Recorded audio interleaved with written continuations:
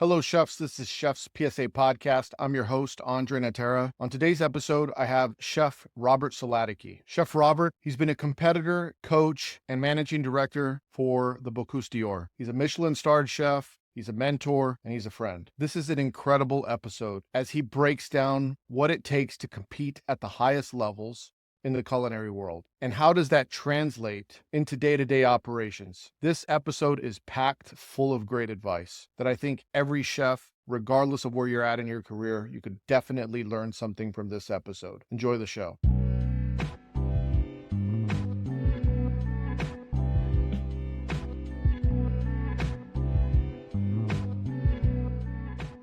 Chef, good seeing you. Nice to see you too. What a good dinner that was we just had. It was, food was delicious. It was, huh? Simple, delicious, the way it should be. The way it should be. Yeah. So there's so much I want to talk to you about today. It's like I haven't seen you in quite some time. I'm trying to think back to the last time that I saw you. We were in a test kitchen, R&D, and you were making a scrambled egg omelet. I was doing a scrambled egg French omelet. That's right. I was showing your team how to do that. Yeah. So, and you said you learned you did an omelet competition with Yannick Alleno. Yes. It was a throwdown. Yes. Yeah, he's a good friend of mine. I've known him for years, and we competed against each other in the Bocuse d'Or, which we'll get to. Yeah. Back in '99, and he was visiting us in Napa a few years ago, and we were at some friend's house, and we were kind of prodding each other, right? And I said, "Come on, let's do a scrambled egg French omelet throwdown, and we'll have our friends judge it." It was great. Yeah. I was. I still have the video of that, by the way. And every now and again, for social media, I have to do a montage. I'm like, what am I going to post today? And I see that online. I include it every now and again, just because it's such a perfectly made omelet. It's a beautiful thing. But right now, I know you got a lot going on. And what I wanted to talk about is you're involved in the organization Ment'or BKB. And you've been involved with that organization for quite some time. For 10 years now. For 10 years. So for people that don't know what it is, can you give like a high level overview? What is Ment'or BKB? Yeah. Ment'or is a charitable foundation that was started by Jerome Bocuse, Thomas Keller, and Daniel Boulud. And it was started at the request, sort of, from Paul Bocuse. And again, there's this competition called the Bocuse d'Or, and we never did that well over there. And so Paul Bocuse reached out to Daniel Boulud and said, "Why can't the Americans do any better at this competition, right? You guys have such amazing chefs. You got to be able to do something." So Paul Bocuse told Daniel Boulud, said, "Get it organized." So Daniel Boulud called Thomas Keller, and so then they founded Ment'or. And it was founded to support, build Team USA and support the team every 2 years for the competition. And Ment'or has done a phenomenal job with that. As well, the foundation also raises money and gives study grants or work grants to young culinarians to go work abroad or work in the best restaurants in the world. And the foundation pays for that young culinarian's salary, their travel expense, their living expense, everything. There's no cost to the restaurant that they're going to. And when they say we send them to the best, I mean, we're sending them to the best restaurants in the world, right? Noma, and some of them will go to French Laundry or Per Se or anywhere in the world. So that changes their life. Absolutely. It changes their life. I know a lot of my guys have taken advantage of those Ment'or grants and gone and worked at Per Se or wherever the case may be. Yeah. And it's something truly amazing. But I want to ask, why was Paul Bocuse so passionate about the Americans? So Paul Bocuse, he fought in World War II. Mm-hmm. And he was injured. He was wounded on the battlefield. And he was taken to a U.S. field hospital, even though he was a French soldier. And he received a blood transfusion with American blood. So he always said for the rest of his life that he has American blood in him, and felt a deep, deep connection to our country. The fact that our field hospital and our military medical staff saved his life. And so it was a dream of his to see an American on the podium at the Bocuse d'Or. And of course, we have amazing chefs in this country, but the competition is very different from running a kitchen, even running a Michelin-starred kitchen. It's a different beast. So that's when, when he saw year over year, our candidates were challenged and couldn't mount the podium. That's when he put the call out to Daniel Boulud and TK to make it happen, guys. Yeah. So Matt Peters, first American to ever win the Bocuse d'Or. Philippe Tessier not the year before, but the competition before. First one to ever get on the podium. Yeah. So Phil got silver in 2015. Mm-hmm. And then Matt Peters, who we just had dinner with tonight. Yep. Matt made gold, and it was an incredibly proud moment for American chefs, and I was incredibly humbled and honored to be involved in both those teams, and to be there and to see, the satisfaction that Paul Bocuse had in seeing an American win the Bocuse d'Or was something special. Yeah. Yeah. I can imagine. So currently we have a new competitor for this year, or next year's, I should say, Bocuse d'Or, Stephanie De Palma. Yes. And so right now she's in Napa training. Well, she's not in Napa, actually. Right now she's in Austin, but she's in Napa training, getting ready for the competition. What is your current role with the team? So I'm the general manager or managing director of the team. I've coached the team before, and I was also part of the Canadian organization. I'm Canadian and American, and so I coached the American team. I've coached the Canadian team. I've been a judge in Lyon. I've been a competitor way back in '99. So, I'm putting all of those experiences together, and I'm managing the team. I give direction, bring all the experts together. Mm-hmm. Anyone who's successful will tell you that you have to surround yourself with people that are more of an expert than you, right? That are brighter and smarter and faster than you. And so that's really my job right now, is to build that support team, which is really a team of incredible chefs from around the country that are giving us culinary guidance. And then on a day-to-day basis, to make sure that the team every day is moving, a little bit better every single day. So, and then manage all the dynamic and the personalities, and, keep it all going in the right direction towards the podium. I feel we have an incredible chance this year. Stephanie is a boss. Yeah. In the kitchen, and a talent. So what does a typical day-to-day look like as you're getting closer to the competition? I'm sure 6 weeks out is different from 3 weeks out, which is different from a week out, which is different to competition day. But as we're in July right now. Yeah. What is a day-to-day preparation in the kitchen for the team? What does the day look like? So right now, I think we're 187 days out from the competition. We've got that. We've got the countdown in the kitchen. Right now, it's all about it is early ideation.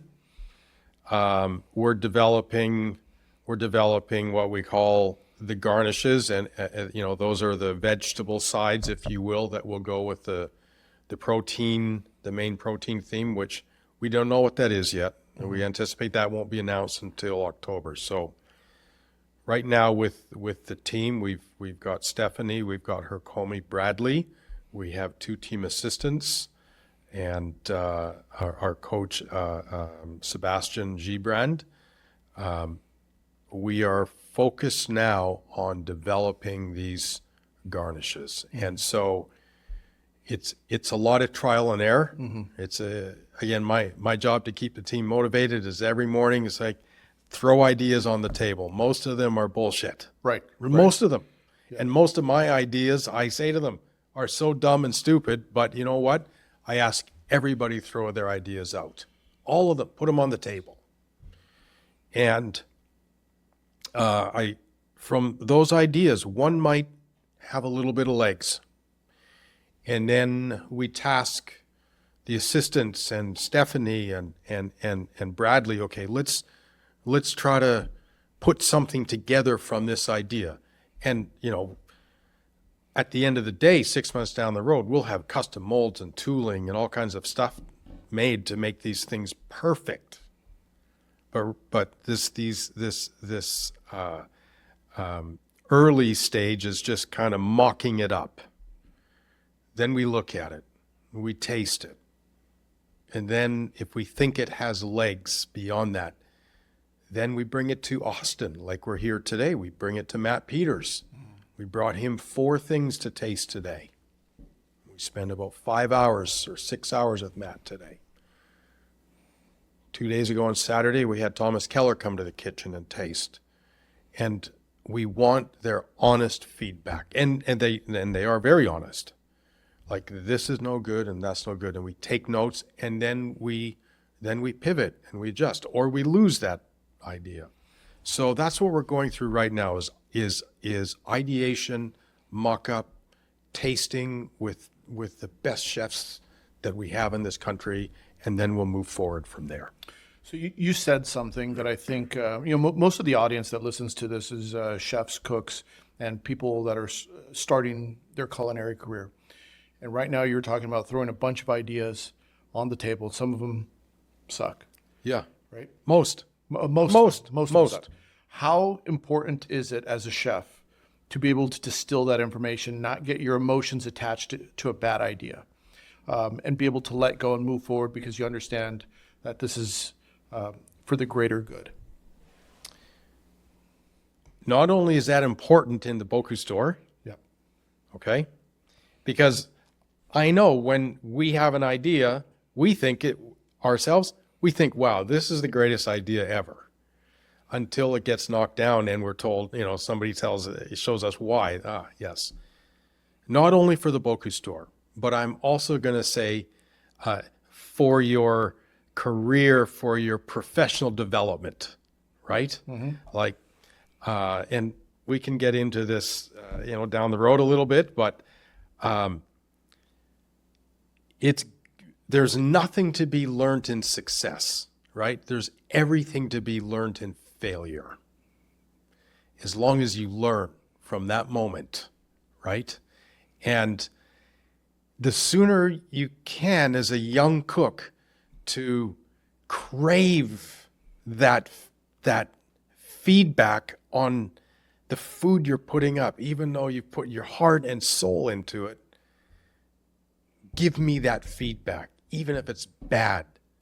I want it if it's bad, because then it's a failure. But you know what? I recognize that's an opportunity to learn. So it is both with the Bocuse store, right? And with your development as a young culinarian, feedback not only from your fellow cooks, but really when you're in the kitchen from your guests, right? Because if I cooked everything I wanted to make, like I cook everything I love to eat, and I opened up a restaurant, or I competed in the Bocuse store and I only made what I wanted to make, A, I would finish dead last, and B, my restaurant would fail. So learn to take the feedback. And in the Bocuse store, you have to do that. You have to crave that. And as soon as you fall, the faster you get back up, you're going to get on the podium. How much of what you're doing in the coaching aspect involves the mindset and the psychology of being a competitor. So there's a lot of the technical abilities that a chef needs. You know, your knife skills got to be great. Your culinary skills, your cooking, all that has to be on point. But how much of it is going on up here, and how much of it is the mental aspect of being ready for a competition like that? And what do you do to prepare? Yeah. There's nothing like this competition. This is the F1. This is the F1 of the culinary world. And it is so much of a mental game. The team that we build, from the candidate, from Stephanie to Bradley the comedy, to all of the team assistants, to all the support people around us, these are the best of the best. Stephanie, you know, she was CDC at Addison Restaurant, 3 Michelin stars right down in San Diego. The only 3 Michelin star in Southern California, correct? Correct. Yeah. Correct. Amazing culinary, unbelievable. As we march closer towards going to Lyon, the pressure mounts like significantly. And again, I've been so fortunate to have been involved with the American team for, again, since 2014, and you know, working with Phil and then with Matt Peters and every team since, that I see the pressure. And with going back to Matt Peters in 2017, our Comey Harrison, amazing. The pressure come November and December, we'd be going into doing timed runs, and halfway into the run, Harrison's like, fuck it. Walks out. What? Wait a minute. I didn't know this. Can't take it. Yeah. I got to go running after him, you know, wrap my arms around him, so to speak. It's all good. It's all good. We got to just focus. The pressure, the mental game is actually everything, because we have the best culinarians. We have the best advisors in the country, if not the world. And so to keep the team healthy mentally, that's one of the roles I take on is to ensure that. So it's not unlike working. I mean, it is unlike, it's crazy, but it's not unlike working in a demanding, high pressure kitchen. Everybody knows what it's like on the line, Yeah. right? On a busy Friday night when one of the ovens goes down, Cook walks off. you know, shit happens. You have to keep going. You have to. And so and as the chef in the restaurant where the cook walks off or something happens, you got to keep the team going. Right. During service, and then after service, and then pre-service the next day. So it's the same thing, just amplified. One of the things that a good chef knows is a good chef knows when they need to, what they need to do to bring the best out in their team. So sometimes they know, hey, I need to pull back a little bit on this guy. I need to push a little bit on that one, right? And I'm certain for this competition, it's a lot of that. As the coach, you're managing personalities. You know that this one, you don't need to do much other than just say you could do better. And sometimes that's all they needed Yes. to hear, because that's going to weigh on in the back of their mind forever, and they want to push harder. And some people, like, you know, you got to pull back and, hey, you know, be nice or whatever. How much of, as you get closer to the competition, is, well, let me think how I want to ask this, but when you're in stadium and the pressure's on and it's loud and someone has the megaphone and they're screaming for, you know, whoever the competitor is, or they're playing psychological war games, how important is it to just be on autopilot as the competitor or as the people in there? Is the muscle memory so good that you've done this 1,000 times, you know what to do, so you take into consideration that, hey, you know what? You've done this 1,000 times. Just do it. Just do it. So that's a great question. Yeah.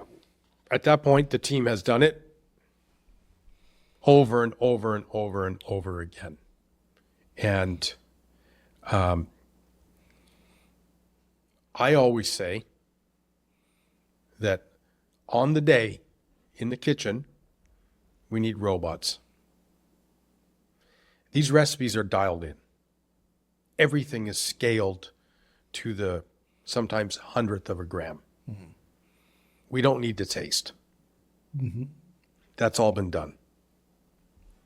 And that stadium is electric. The sound is deafening. But as a competitor, and I can speak to that, you hear nothing. It's a wild experience. So the team, if they've done their job, they are like robots.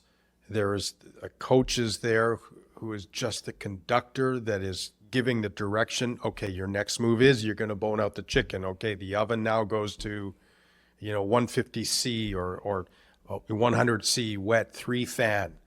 And that's what the coach does. The coach is doing all of the thinking, what the next move is, what every temperature should be in the oven. Can I interrupt just really quick? Yeah. Does the coach have this all listed out on a piece of paper or an iPad in front of you, and you're just going down? It is mapped out. Mm-hmm. Down to the second. Down to the second. So every move that has to be performed in the kitchen, whether it is the chef, the commis, and on the day in France, they give you a culinary student commis, that you can also utilize. Every task that each one of those 3 team members have practiced, whether it is we need 30 grams of Brunoise shallot, we have tested that time and we know that takes 1 minute and 17 seconds. Mm-hmm. And that is on that list. And we're just reading down that list. We have a couple iPads with every timer is set with what that task is. Mm-hmm. And the coach runs all of that and just keeps, I've always preached, and the team will laugh. I say, we need to put time in the bank here, team. We need time in the bank. It means let's beat some of these times we've done. So it's mapped out to the second. The chef, the commis, and the student, they don't have any of this in front of them.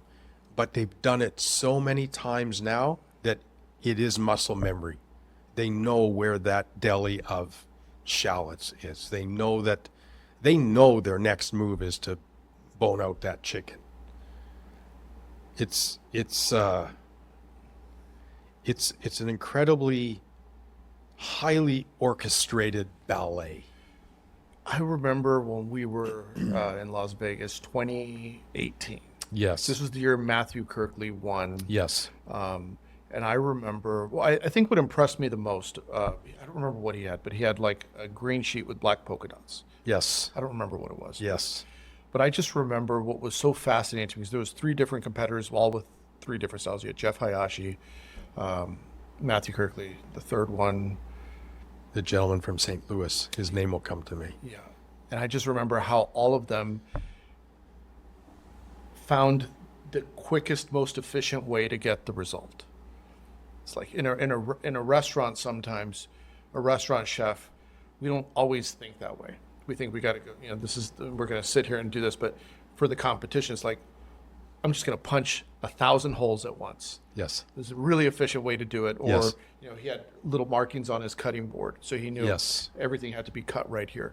What are some of those things for the people that are listening? If you had to name 2 or 3 things that people could implement that translate into the working kitchen, what are some things that the working chefs could learn from the competing chefs that would exponentially enhance the way that they work? That's great. So just like I mentioned, the Bocuse d'Or is the F1 of cooking. And just like the real F1, you've got Mercedes and you've got Toyota, and the development they do on those vehicles trickles down into mass production. Right. It does. So just like that, the Bocuse store, what we do trickles down into kitchens.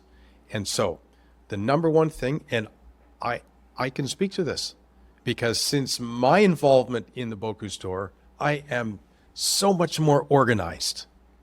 Like the detail in labeling and where things go in the kitchen. Because we have to minimize, we are trying to save every second.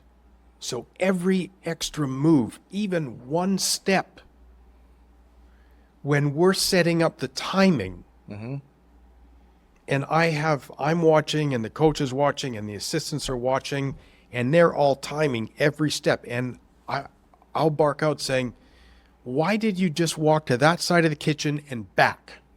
Why wasn't that bowl down below you?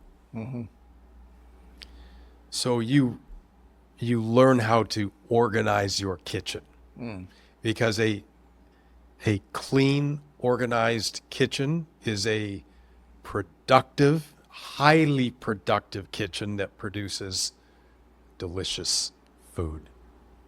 That's the first thing you learn. The second thing is standardization of recipes, right? Yeah. We live and die by consistency. Right. Right? Yeah. Right? Absolutely. I mean, there was a time where I'm like, what? I got to write a recipe? I'm just going to show everybody how to do it. Yep. Some salt, some pepper. You need a little bit of acid here at the end.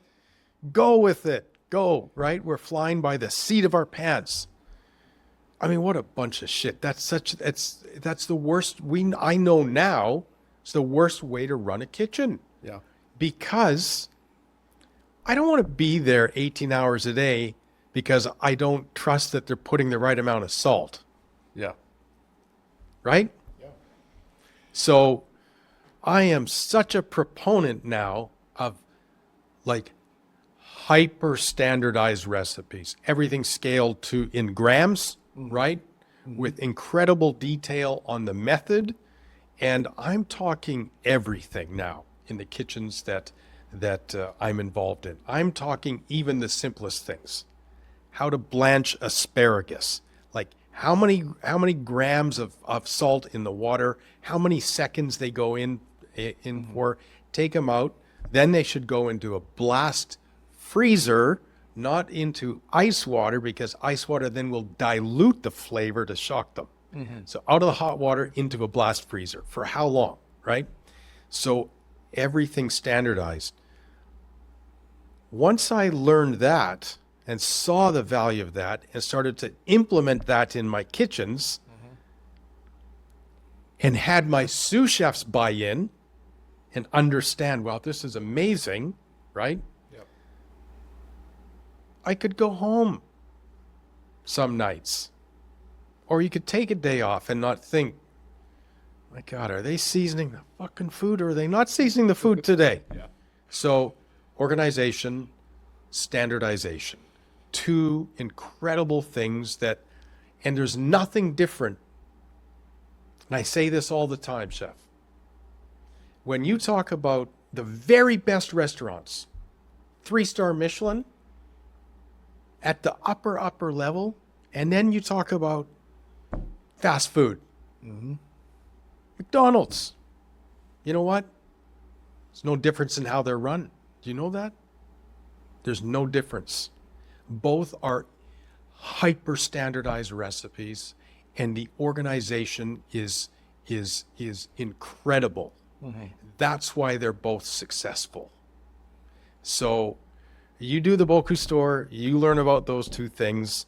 If you're involved with the team as a team assistant, as the commis, as the candidate, as a support member in any way, you're going to learn that. You take that back to your kitchen, you're going to be a superstar. By the way, I gotta mention that you look great. Thank you. Yeah. So Thank you. I know being a chef, one of the things that I struggled with is I used to be one of these guys in the kitchen that if you asked me in my 30s, my mid 20s, even when I was like, I didn't feel it until 38. If you ask me, what are you going to do for the rest of your life? I'd say I'm going to be a chef in the kitchen cooking. And it wasn't until things started hurting later on. My knees started to hurt. My back started hurting. My feet, well, the feet always hurt.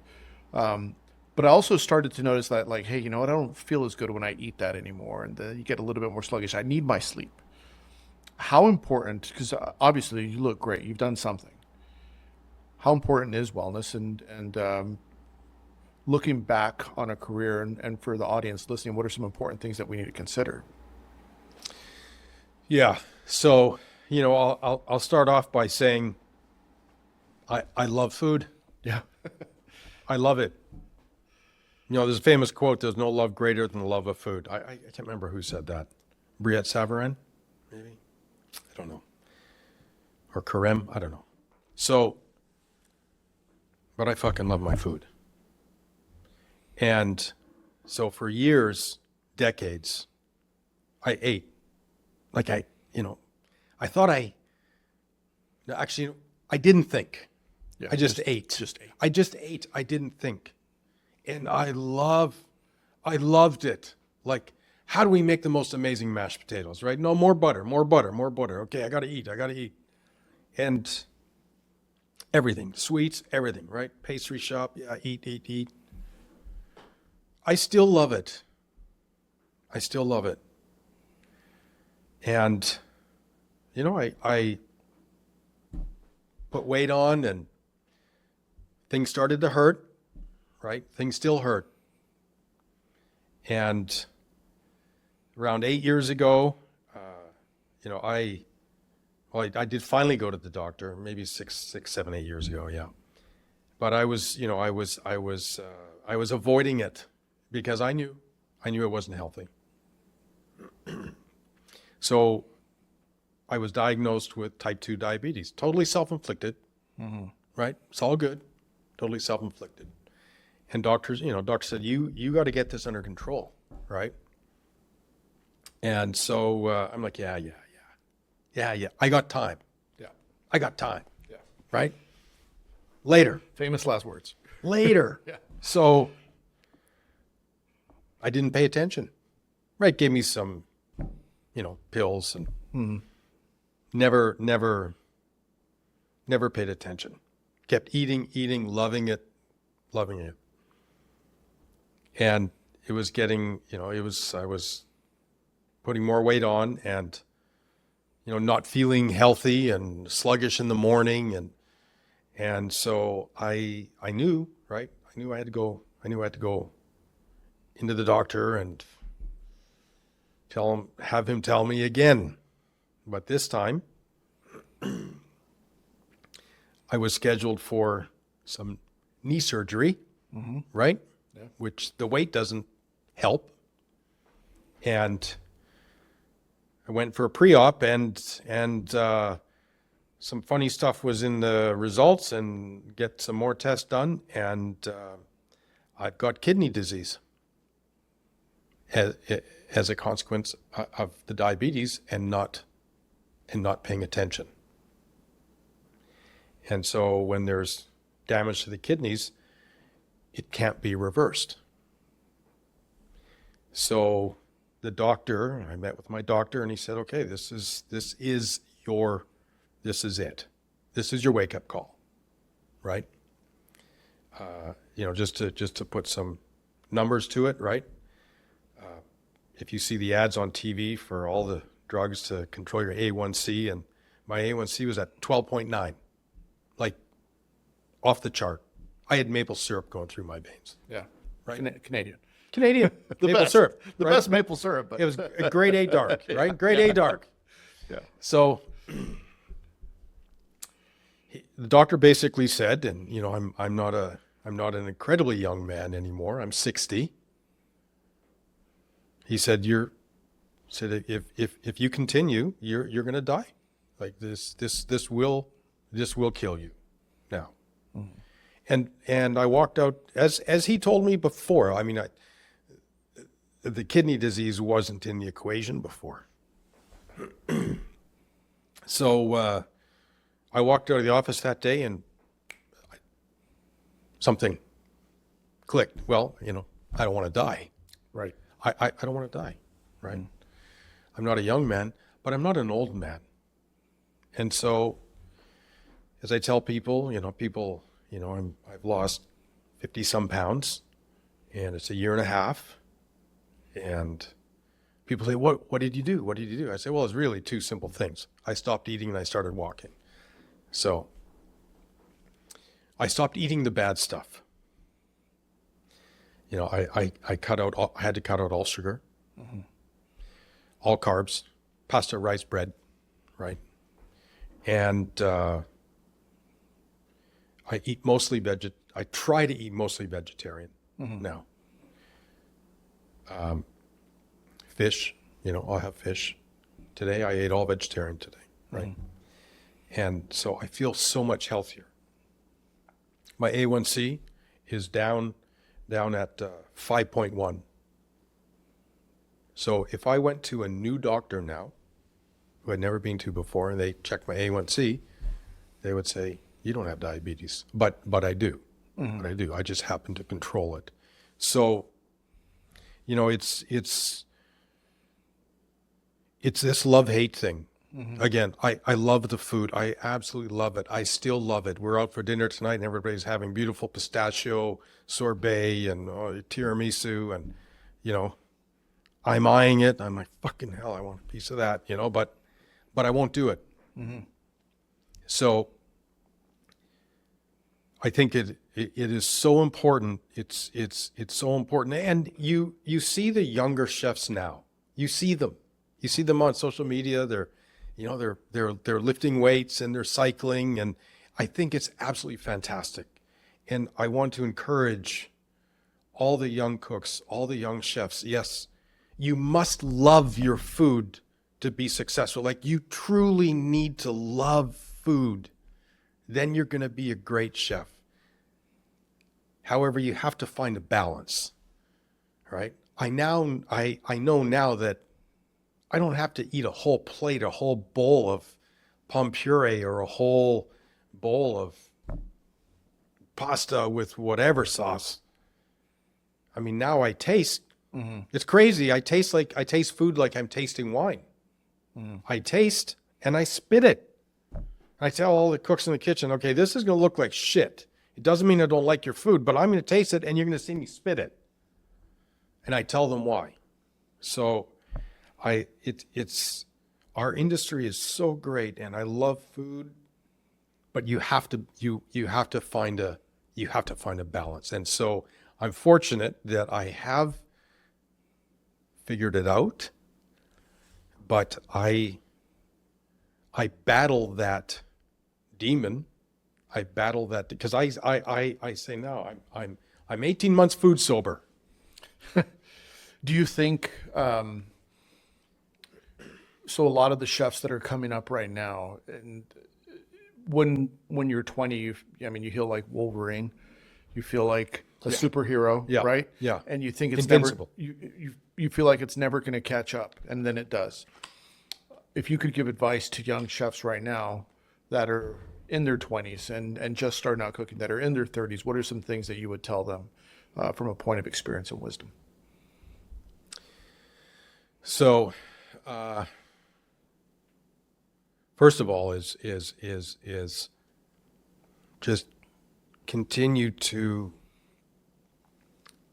from a culinary perspective, just continue to look for inspiration, right? Just to keep your love of food alive. Like I said, I still love it. Nothing excites me more than getting in the kitchen and just cooking. Yeah. And just cooking, right? Yeah. All the other bullshit that goes around with managing a kitchen is, Yeah. Isn't it funny? I was thinking about this the other day. It's like how when I was still a chef, if I had a cutting board, like if they said, "Hey, can you help me chop onions?" Yeah, absolutely. I just want to sit here. I just want to slice onions for like an hour or 2 hours, whatever. As long as I don't have to think about anything else other than these onions right in front of me. Or I might not even be thinking about the onions. But isn't there something meditative, Zen, almost just cooking? Yeah. Like in silence, in peace. 100%. You know, and to go back to your question, you know, advice for, you know, younger culinarian is find that Zen. Yeah. Find it.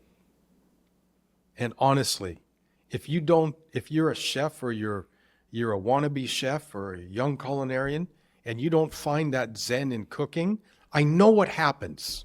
When you're young, you just want to move up. But you know, chef, you get to a certain point up there and all you want to do is the stuff that has to be done down here. Right. It's so true. Yeah. Right? So as a young culinarian, if you truly don't find Zen in cooking, like get out. Yeah. Like get out. This is not for you. Because when you find that Zen, if it's doing the onions, if it's just making an incredible at the stock pot, right? Yeah. Skimming stock. Just skimming stock and see the beauty of it. Like, wow, it's as clear as tea. Like, how exciting is that? Yeah. Right? The sooner you can find that as a young chef, you know what? The faster you're going to get to what your goal is. And really to be the greatest, the best chef you can be, it is about having mad fucking skills. Yeah. And I was watching this video the other day. I don't know if you saw it. It was a God, the chef's name is escaping me. Nico. It's like a maybe 1980s video, and he's making.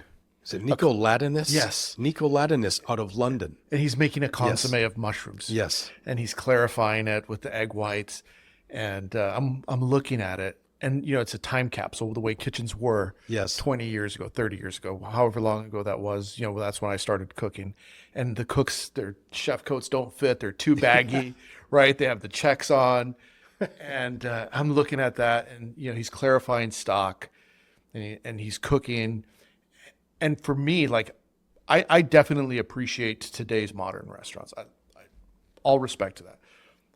But I thought to myself, there's nothing more than I'd like right now than to be in his kitchen as a saucier with a baggy chef coat saying, yes, chef, and making a consomme. It's the modern kitchen, the accomplished modern kitchens of today and the kitchens of Nico Latinis back in London, right? His restaurant, I believe, was called L'Odeon on Regent Street in London. Yeah. I dined there. And there's no difference between those two highly accomplished kitchens of today and yesterday. There's no difference. They are both incredibly technique driven. And it's about perfection and details matter. Every single detail matters. Makes no difference if you're doing a mushroom consomme, old school, clarifying it with a mushroom raft with egg whites, or you're making some hot set gelatin, hydrocolloid, whatever. You know what? It's about the details in order to end up with something perfect. Yeah. And again, as a young cook, the sooner that you can geek out on that, right? Yeah. And realize the importance and wow, like it's not that hard, chef. It's not. Cooking's not, it's just one little step. Do every one of those right and end up with perfection and you're going to be successful. Yeah. I mean, I truly do miss some of those old techniques. You don't see them anymore, but I can still flute a mushroom. Yeah. Yeah, I can still flute you a don't mushroom. see that. No, I used to have to pick one up on my station when I was a young cook. So Yeah. I had to, 100 for service or whatever the case may be. But I do appreciate, I don't want to say they're retro techniques, but I don't know how else to, the classic techniques. And if you gave me a lobster bisque or something else, I'll probably take the lobster bisque over anything in any restaurant right now. It's like, give me a lobster bisque and give me some bread. Yeah. I'll love it. Or, the palm puree you were talking Yes. about earlier. Yeah. I want to shift the conversation to young chefs. Part of what you do, and you're one of the best at it, is the mentorship. You've mentored a lot of great chefs. You're a part of the Ment'or organization. You've coached competitors. What are some things that you look for, and what is some advice that you want to give to young chefs that are like culinary school green right now, getting into the industry? What are some things that they need to know that you wish you knew when you were coming in? Number one, eyes and ears open, mouth shut. Go find the very, very best kitchen you can work in. Just go knock on the doors. I know that's easier said than done. But whatever city, whatever town you find yourself in as a young chef, make a list. The top 10 restaurants in that town, top 10 kitchens. And be persistent. Go meet the chef. Get yourself into the very best kitchen you can, and then eyes and ears open and mouth shut. Just watch everything. Listen. Take direction. Right? Take direction. One of the two greatest attributes young chef can have is the ability to take direction and apply it. Right? Mm. And number two is one of the greatest strengths you can have is to know your weaknesses and acknowledge them. You get yourself into a top kitchen, right? And chef, you've written about this, right? It's better to be the worst cook in a great kitchen, right? Yeah. Than the best cook in a bad kitchen. You have to put yourself in kitchens where you are forced to pull your pants up. Like it's pushing you hard. Like, what an incredible opportunity to learn skills and better your skills. So go work in the best kitchen that you can find. Get close to the chef. Get right there with the chef, with him or her, so that when it's time to go on to the next kitchen, they'll set you up. Like, you've done an incredible job for that chef. And if that chef is the right mentor, they'll actually come to you and say, you know what? My colleague over here or down the street, or my colleague across town or across the country or across the world is looking for somebody just like you, and I'm going to send you there. Like, when that happens, you know you've handled yourself right. You've played your cards right. So listen, it's very easy. It's easy as a young cook right out of culinary school and don't worry about the money. And I know that's fucking hard to hear. Yeah. I get it, but you know, yeah, it's hard to hear that. Cost of everything, and it's crazy. But the money comes with the mad skills. Right. With the money doesn't come when you've been promoted up from culinary school into sous chef within 18 months, because you have not developed any skill. You don't have management skill and you don't have culinary skill, and that is a house of cards that's going to come crumbling down on you. Rents eventually do. And yes. And so pay your dues. I know that's hard to hear. Yep. But once those dues are paid and you've developed those mad skills, then you can start to command a certain level of compensation. So I know that's a long-winded answer, but put all those things together and be patient, mm-hmm.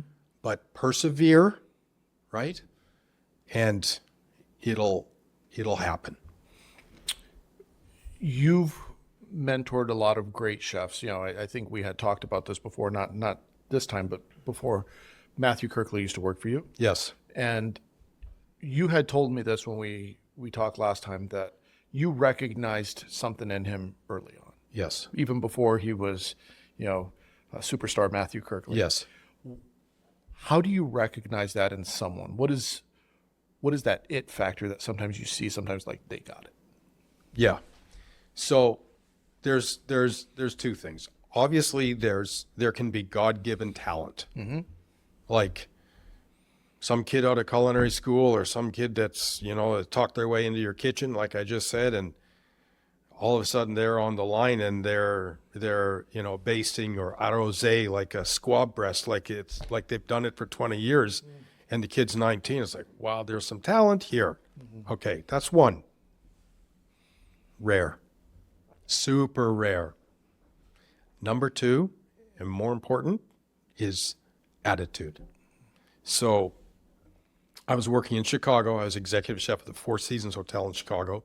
This is going back more than 20 years ago, mm-hmm. early 2000s.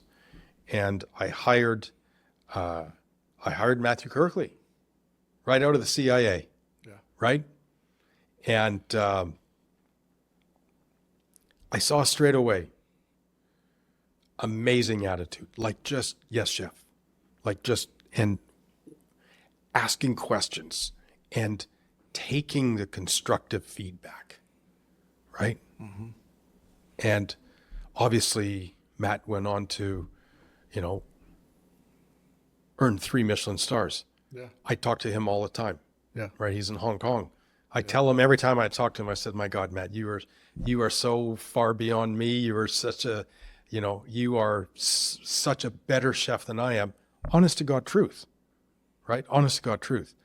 But if we've done our job right, If we're supposed to happen. That's what's supposed to happen. Yeah. Is that the young talent that comes through your kitchen, if you have nurtured that and you have mentored that, then they should go on and they should be better chefs than we are. And I am so happy and proud and deeply satisfying when that happens.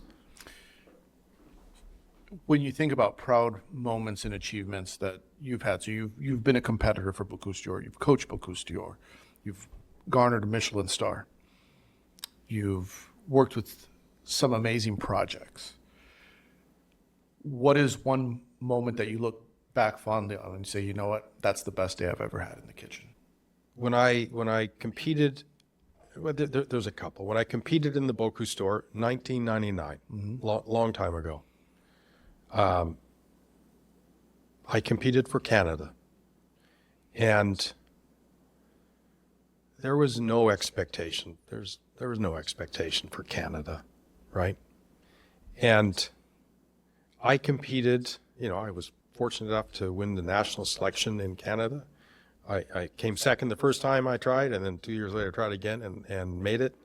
So I go to the Bocuse d'Or, and I just wanted to know for myself.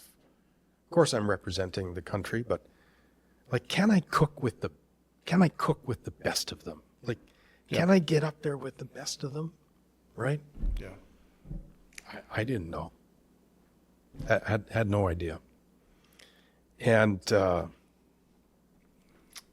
when we sent the last food out, I could have finished 24th, like last, and because I put it all out there. And I actually fell on the ground in the kitchen, I got on the ground and I was just crying. Like, it was over. I did the best I could. And we finished 4th. Wow. We finished 4th. And which, kind of sucks because it's like first loser because we missed 3rd place. Yeah. I was bitter at first, right? Wow, why? It wasn't until years later when I judged. There is a difference between 1st and 3rd and 2nd and 4th. There's a difference. But in hindsight, to finish 4th in the world, In the F1 of culinary. in the F1 of Culinary Yeah. for some kid born in Edmonton, Alberta, Canada. Yeah. How old were you at that time? I think I was 36. Wow. I was 36. That was a huge accomplishment, looking back on it. You know, and I will say that I've had moments. My commis, his name was Dan Olson in the Bocuse store. Dan, when we were practicing, tragically he lost his father in a auto accident when we're preparing for the Bocuse store, and you know, that challenged him and us, the team. And Dan, I was working in Vancouver, Canada. He followed me to Toronto. He followed me to Chicago. He followed me to Beverly Hills. Dan is now back in Vancouver. He owns 5 restaurants. Oh, good for Dan. Owns 5 restaurants. Years later, I saw his mother. His mother came to me. I saw her at an event somewhere years later. Came to me and said, "I want to thank you for raising my son." I mean, what's more important than that? Yeah. Like, you know, unbelievable. And then of course, you know, a few years back, we made a Michelin star at Madeira restaurant in the Rosewood in Silicon Valley. So that, you know, that was a lifelong accomplishment. Only took me 37 years to make that happen. And so that was just one. That was another one of those things. Like, can I cook with the best of them? Like, can I? Yeah. Can I? And so there was a couple affirmations there in my career, right? Bocuse d'Or, and then you know, one measly Michelin star, and so Michelin's coming to Texas. Michelin's coming to Texas. Michelin's coming to Texas. It's pretty exciting, right? Yeah, it is. There's a lot of buzz right now. There's a lot of speculation. Like, my goodness, you know, they've announced that they're coming. They've already done inspections. Yeah. It's happened already. Yeah. So it's funny, the day that it was announced, I was probably like in 20 group chats or more than that with chefs. Like, who do you think? There's always speculation behind the scenes. And I think the best quote on one of those group chats was like, "What's your prediction?" "I predict a lot of hurt feelings." Yeah. That's my prediction. There's gonna be a lot of hurt feelings and bruised egos. I think it's fantastic for Texas. Oh, it is. It is. Yeah. It really is. And look, you know, for a chef of any decent caliber, Yeah. right? I mean, that's always been, it's always going to be in the forefront of their mind. It's like, you know, can I get a Michelin star? So I'm almost 3 years now out of the kitchen. I say retired, right? But sometimes the side quest makes me want to get back in. I retired. Michelin wasn't even thinking about coming to Texas, but maybe it's for a side quest. But the reality is, I don't know if I want to give it that much attention at this point. But I'm happy for the rest of my chef friends. That I think will get the Michelin stars. I mean, we know who all of them are, at least who we think are the potential candidates. So couldn't be happier. Last 2 questions I have for you, Chef, as we're wrapping up. Being Canadian and American, if you had a Mount Rushmore of chefs, and I've asked this question, who would your Canadian Mount Rushmore be? And then who would your American Mount Rushmore be? So 4 of each. 4. 4 of each. Ooh. Wait, there's 4 on Mount Rushmore, isn't there? Yeah, I think yeah. Putting me on the spot. So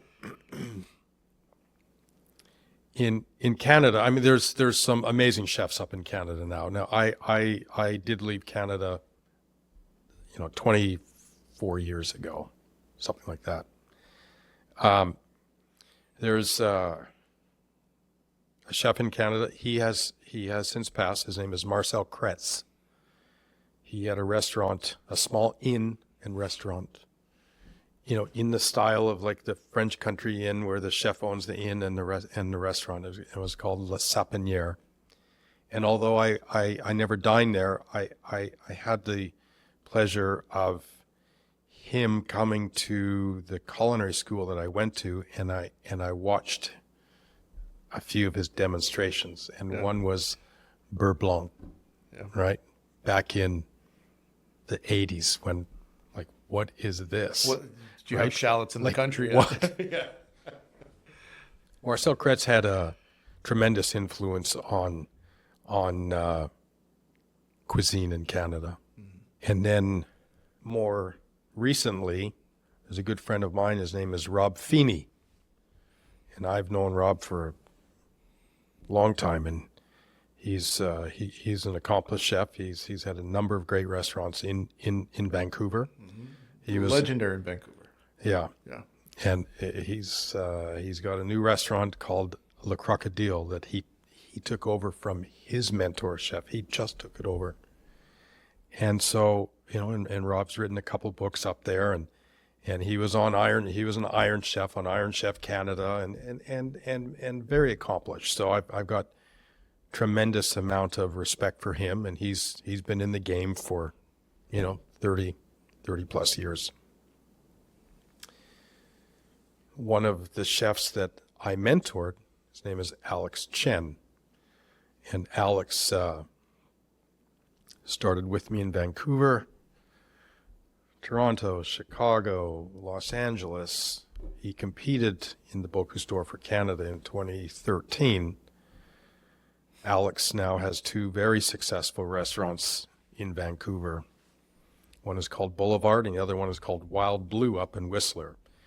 Alex is a culinary star up in Canada. Super proud of him, and he's going to be on that Mount Rushmore now. Anyone out in Toronto? Yeah, Susur Lee. Yeah.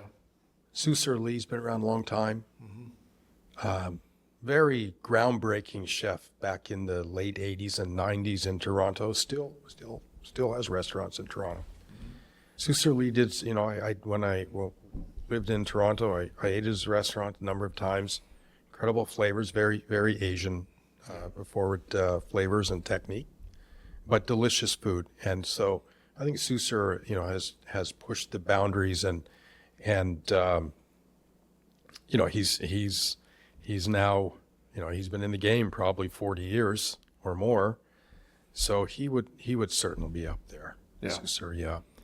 Now in the U.S., I got to start with two. Yeah. That's going to be Thomas Keller and Daniel Boulud. I have such tremendous respect for those two chefs, and I'm humbled and fortunate to work very close with them, with Mentor and Team USA. And obviously, Thomas being American is even greater. Yeah. Right? Even greater. Here's an American chef recognized around the world. Eric Ripert, Oh yeah. Le Bernardin, right? He's been there for I don't know how many years now. Le Bernardin, 30 plus, right? Maintained 3 stars. Amazing feat, right? I had the honor and pleasure to be at the French Laundry 30th anniversary party a couple Saturdays ago. I saw that. I was jealous. It looked like a great time. Unbelievable. It was, I was pinching myself because it was the who's who in the culinary world from around the world, right? Mm-hmm. And I had never met Patrick O'Connell in Little Washington, Yeah. and have admired what he's done there. That legendary chef. Legendary, and just slowly built his business, right? Just based on quality. And that's it. And so it was such a honor to meet him. And he doesn't know me from Adam, no idea, right? But I went up to him, I introduced myself, and I told him that, the amount of respect that I have for him, and to have watched his success from afar, and how he built his business, and the mentor that he is it's so admirable. So I mean, that's 4 of dozens and dozens in the U.S., right? Yeah, that's great list. Last question. The show is Chef's PSA. Yes. If you had a chef's PSA to either stop doing or start doing in the kitchen, what's it going to be? What's the one thing that's kind of grinding your gears right now? Stop doing this, or chef, start doing this. So stop talking. Stop talking. Yeah. Eyes and ears open, right? And start focusing on detail and perfection. Because perfection is just a lot of little things or a lot of little detail done right or done properly. And I know that, that is so simplistic, but it is so elusive in the kitchen. And as a chef, to have a brigade of, maybe you're just one kitchen, 10 people. Maybe you have multiple kitchens in a big hotel and you have 100 cooks and 20 sous chefs. To get them all on that page, that perfection, it's that strive for perfection. We rarely find it. Yeah. But that strive, the joy is not in the end. Yeah. The joy is in the strive.